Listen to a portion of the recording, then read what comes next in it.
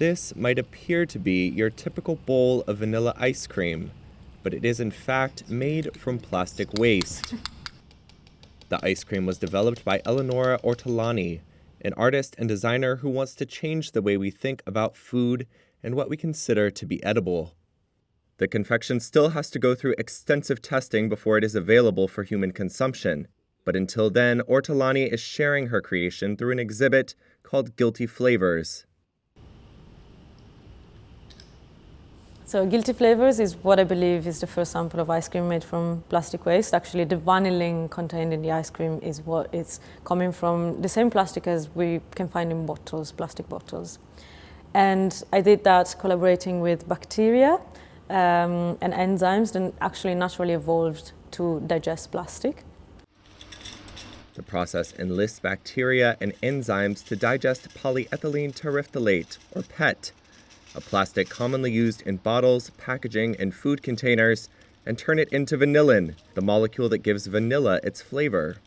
Dr. Joanna Sadler, a biotechnologist from the University of Edinburgh, who provided the specifically engineered bugs for Ortolani's project, says the potential of this process goes beyond vanilla ice cream to other flavors and even other food items.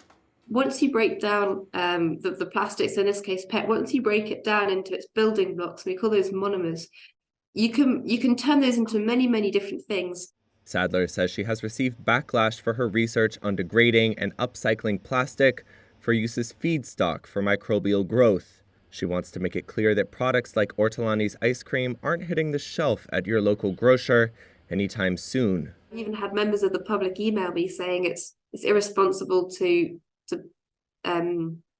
encourage people to eat plastic.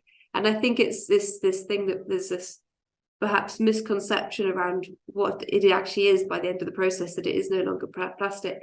But I think as part of that, it is really important that we take the safety side of it really, really seriously, and we make it very clear that this has to go through exactly the same regulatory processes and food standard processes as any other food ingredient. And only once it's been through all of those would it go anywhere near any kind of consumer product.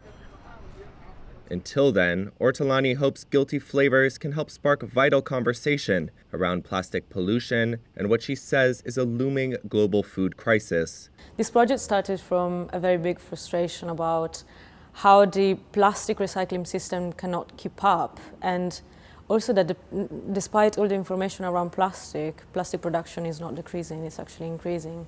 When I started this project, it was just very science fiction, and I was only interested in the critical side and, like pushing boundaries and trying to explore what actually is possible and what is not. But during the journey, it was already clear that some species did that. Some species are eating plastic, and some scientists are already looking into that. So why not?